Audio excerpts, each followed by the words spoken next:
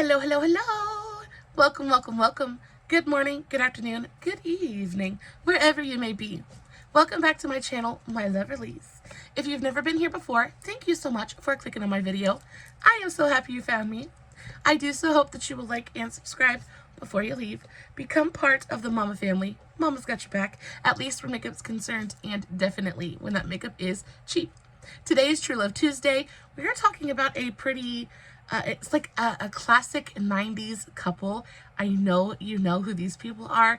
I am very curious if there are people that you remember as much as I do. We're going to get into it. We're talking about Freddie Prinze Jr. and Sarah Michelle Gellar, an oldie but a goodie. If you guys are wondering what is on my eyes today, I used the Beauty Bay Fiery 16 pan palette. This is such a good one. I am so in love with the way that today's makeup turned out. It is just insanely gorgeous. I love the gold. I love the warm kind of orangey tones. It's like my bread and butter. It is so, so good. I did, of course, do a TikTok on today's look. I will make sure to have the link for all of my other socials, Facebook, TikTok, Instagram, all that good stuff listed in the description box below, along with a list of all of the products that I will be using in today's video.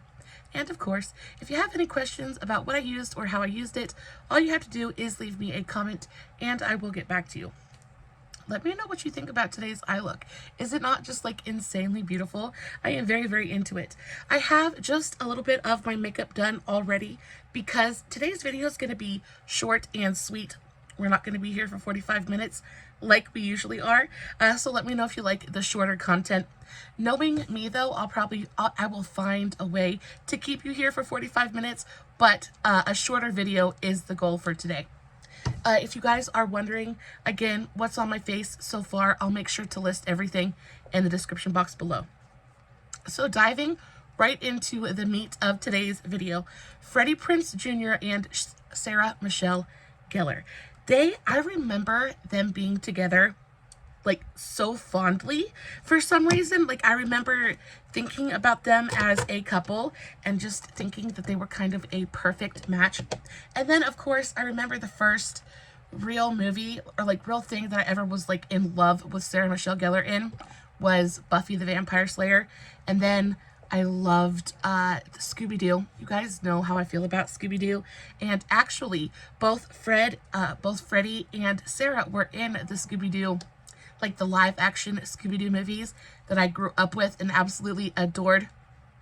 My favorite of which is the Scooby-Doo Zombie Island or Monsters Unleashed. It's where they go to this, like, oh, they're so cringe. Like, if you go back now and watch those movies, they're so cringe. They're so quintessentially freaking 90s with the lingo and everything. It is just, it's absolutely insane.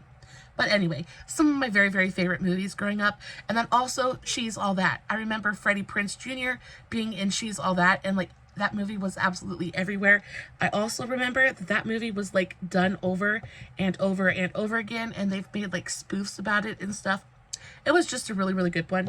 So yeah, I've always had a pretty positive opinion of both of them. So I was kind of, I was excited to kind of figure out how they got together. And then through my research, I actually found out that though they're not super A-list actors or anything like that, Sarah Michelle is actually a really gifted, very talented person. It's very easy to see her as just kind of ditzy blonde, but she is actually incredibly accomplished in her personal life, as is Freddie Prinze Jr. So we're going to start with a little bit of backstory on each of them and then work up to them together. Like I said, it is a pretty short kind of video because there's not a ton of information about it out there. But I did scour the internet and I tried to find as much as I could. So when it comes to Sarah, Sarah was born in New York. She was born on April 14th, 1977. Of course, everybody knows her from Buffy the Vampire Slayer and then Cruel Intentions. Cruel Intentions was a really big film for her as well. One of her like breakout, standout roles. Have you ever seen that movie? It is one, it's kind of a risque movie for sure, but I remember watching it and being completely and totally transfixed because not just because it was so risque, but because it was so different than my life. Like I never I didn't know people like that, and I was like, oh, and I kind of hated her in that movie, as did everybody else. Like, she was the protagonist, she was the villain, and she was awful in that movie, but it was a good movie nonetheless. So that's where we all know her from. She was born on Long Island in New York. Both parents of hers were Jewish, which was another factoid that I had not known. But even growing up, things like that, they always had a Christmas tree. They always celebrated Christmas. So she basically got the best of both worlds, I think. Now, her parents divorced in 1984 when she was just 7 years old, and she stayed with her mother. And her father basically became persona non grata. He disappeared from her life and stayed that way. They stayed estranged until his death. Her mother became a single mother and worked really hard to provide Sarah everything that she possibly could. And because of this, Sarah actually had a really beautifully fulfilling and wonderful childhood. Now, because of that, Sarah was able to go to some really incredible schools. She did get picked on and bullied because she was kind of like the poor kid at school. And, you know, I completely understand that. I've been in that exact position, and I feel for her. But I feel like that just kind of contributed to her becoming the best person that she could be. I do feel like sometimes, you know, you need pressure to make a diamond. So she goes through school, and before, you know, becoming an actress, she was actually a competitive figure skater and won third place at the New York State Regional Competition. And then she also has a black belt in Taekwondo, which is something I had no idea of, but now kind of really thinking about it, it makes sense because she did a lot of martial arts in Buffy. So it kind of makes sense that she had to, like, study for that, things like that. And then when it comes to Freddie is kind of the complete opposite of Sarah Michelle. So Freddie was born March 18th, 1976. He is an only child, but so is Sarah. So they're both only children, so they have that in common. But he was born in Los Angeles, across the country. His father was actually famous. Not like super famous, like renowned, but his father did have some fame to his name, and he was a stand-up comedian, fairly good one at that. But this is where tragedy kind of strikes. Freddie is no stranger to tragedy. Very early on in his life, actually. His father actually died on January 29th, 1977. So just when Freddie was about a year old, and he actually was struggling with the father was struggling with some depressive issues and actually unalived himself with a pew pew. I don't know what I can say on YouTube, but he took his own, he exited stage left and was no longer there. And because of this, both his mother now had to be a single mother. So they have that in common as well. So they're both only children. They were both raised by single parents. And after his father unalived, they had to pick up and they had to move all the way to Albuquerque, New Mexico. And this is another thing that I wasn't aware of, but Freddie is actually part Spanish. I think his grandmother is, oh goodness, I can't remember, but his grandmother is Spanish of some sort. So they move to Albuquerque to be closer to family, and he really spends some time getting in touch with his Spanish roots, things like that. He's also fluent in Spanish. He is a bilingual person, and he too has a really nice, fulfilling, kind of well-rounded childhood. He goes to school. He graduates high school. And after that, he's raised Catholic. He's fluent in Spanish. And after high school, he moves back to Los Angeles so that he can focus on his acting career. And he did this on the advice of his grandfather. His grandfather actually told him, and I quote, go fix what your father effed up. Now, you know I can't cuss on here, but his grandfather looked him dead in the eyes and was like, go fix what your father messed up. So Freddie took this to heart. He packed his bags, moved back to Los Angeles, and really started working on his career. Now we're to the point where Freddie and Sarah kind of meet for the first time. They met while filming I Know What You Did Last Summer, and again, that is a it's like a classic. It is a 90s classic. I know that we have all seen that movie. It was absolutely everywhere when it first came out, and this is where they first kind of met. Now, at this point, they're both very, very young. Freddie is just a little bit, Freddie's just a year older than Sarah. So at this point, he's not really like the older guy, but he is just a little bit more mature. He has a car, he has his license, he's kind of just a little bit more grown up than Sarah is at this moment. And they didn't have many scenes together, but they were filming in a very teeny tiny town. What was it? Southport, North Carolina. And they had to be able to get back and forth to set. And again, Sarah, she just doesn't have her license yet. She doesn't have a vehicle. And Freddie kind of steps up and he offers to chauffeur her around a little bit. He offers to drive her. He offers to drive her back and forth to set. And she's super thankful. And of course, he's an attractive guy. At this moment though, they're not really trying to get in any kind of serious relationship. They're not trying to, they're just going to be friends. They're both focusing on their careers. They don't have time to really have a relationship. That's just not what they're looking for. So, during the filming of I Know What You Did Last Summer, they're kind of in the car, they're together, they're spending a little bit of time together, and of course, there's chemistry there, but they're kind of ignoring it just a little bit. They're flirting, they're talking back and forth, but nothing is really coming of it. But during these long car rides back and forth to set, they get to talking, and they really do become genuine friends. They find out that they really are not very similar at all. They're completely different. She is a born and bred New Yorker. He is an LA kid. He's laid back. She's a little bit uptight. Their views on everything from politics to moral compasses, it's just night and day. They're complete and total opposites.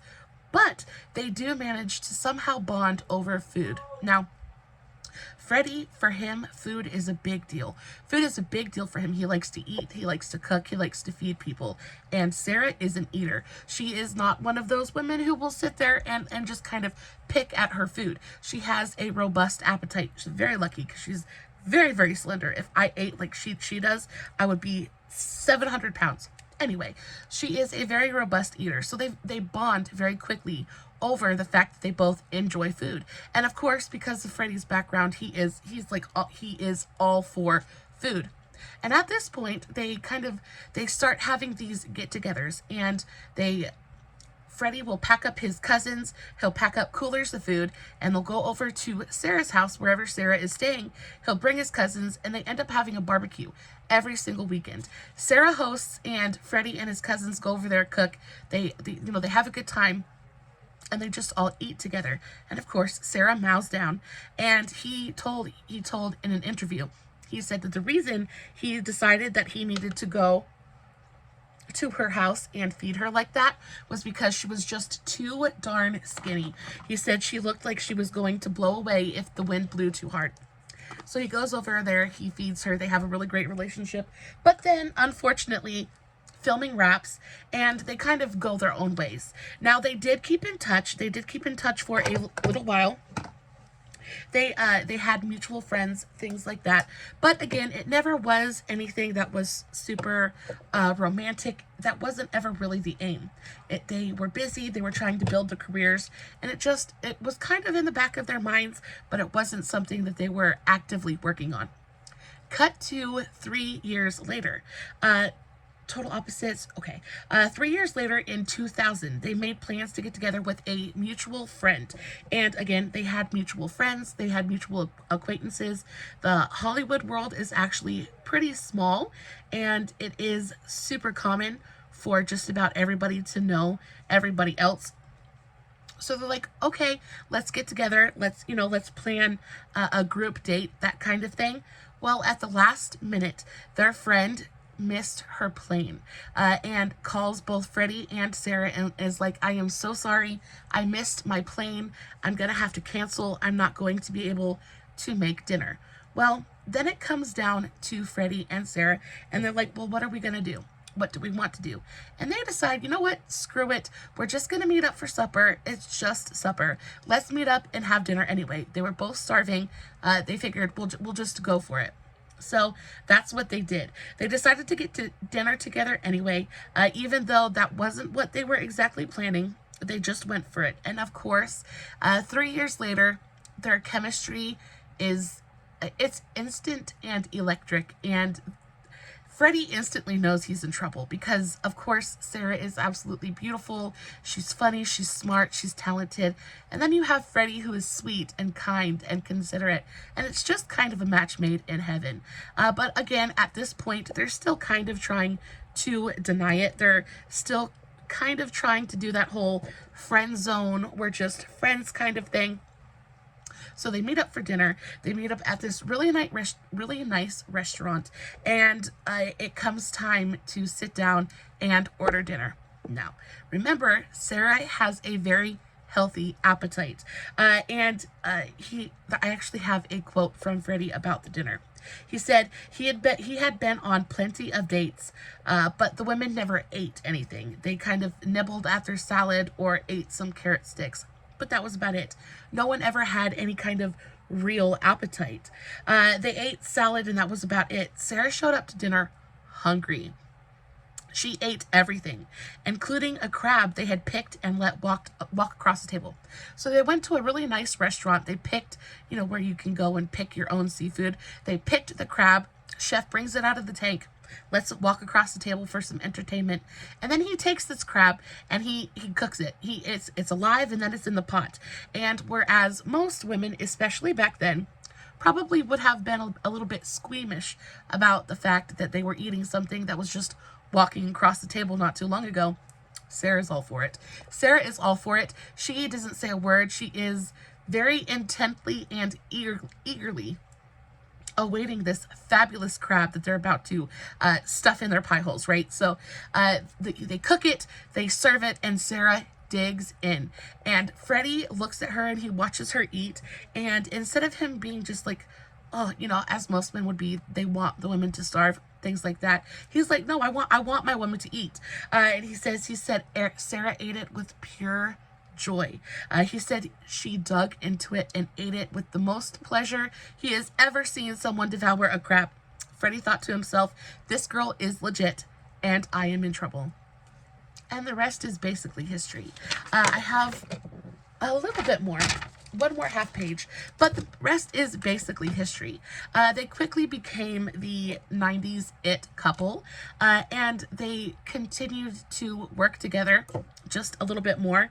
At this point, they had done I Know What You Did Last Summer, but now, after they're kind of a couple, they get the opportunity to do Scooby-Doo 1. And they do it, and it does all right in the theaters. I think that it became a cult classic after the fact, but when it was released, it wasn't a super popular movie. But it did okay. It did good enough for them to actually do a second one, which is my favorite. But they do Scooby-Doo 1. They date for about a year, and they're kind of dating, and of course they come out publicly let people know that they're an item. One day they're out on a date at an NBA game, and they get caught on the kiss cam, and to much applause and kind of screaming from the crowd, they give each other a big old smooch on the kiss cam. And then very quickly after that, they get engaged. When they started dating, they were, within a year of when they started dating, they were engaged. They got engaged on April 13th, 2001, just before Sarah's birthday, and then announced it officially the next day at Sarah's 24th birthday party. So Sarah's birthday is April 14th. They got engaged on the 13th and then announced it at her official birthday party the next day. In June of 2001, they starred in the first Scooby-Doo movie. That's when it was kind of released, and it became pretty much an instant classic. In 2022, they co-starred in. That's when they started filming Scooby-Doo 2, Monsters Unleashed, and they kind of enjoyed working with each other. That was the last time they really worked together, though. After that, they, of course, had children and things like that, and wanted to really make sure that somebody could be at home with the kids at, at all times. So they made a point of not working at the same time from then on. And it makes me really sad because I thought that the Scooby-Doo movies were actually really well received when they came out, because I remember them being so popular, but apparently they were not. Apparently they kind of tanked at the box office, which is why there were only 2 of them. But I did hear that they're bringing Scooby-Doo back, which makes me super, super happy. So they did Scooby-Doo 2. It gets released in 2004. Scooby-Doo, Freddie played Fred and Sarah was Daphne. Soon after, they tied the knot in a quiet clifftop ceremony in Costa Rica at an ultra-exclusive resort in Jalisco, on the western coast of Mexico. They got married in September of 2022. So this is before the second Scooby-Doo is released. Guests included Shannon Doherty, Wilmer Valderrama, and then Adam Shankman, who was Sarah's director and choreographer for Buffy, actually presided over the ceremony. He's the one that actually married them, which I thought was a super cute little tidbit. And then from there, there's really not too awful much more to talk about. They ended up having 2 children. They had a boy and a girl. In 2007, Sarah was struggling to come up with a meaningful 5th anniversary gift for Freddie. And I thought this was super, super cute because it's something I'm actually super guilty of too. So in their 5th anniversary is coming up, and Sarah is trying desperately to find a super meaningful gift for Freddie. It's their 5th anniversary. It's pretty special. She wants to do something that's kind of going to pull at his heartstrings. And then she remembers that she still hasn't changed her name. So legally, she is still Sarah Michelle Gellar and not Sarah Michelle Prinze.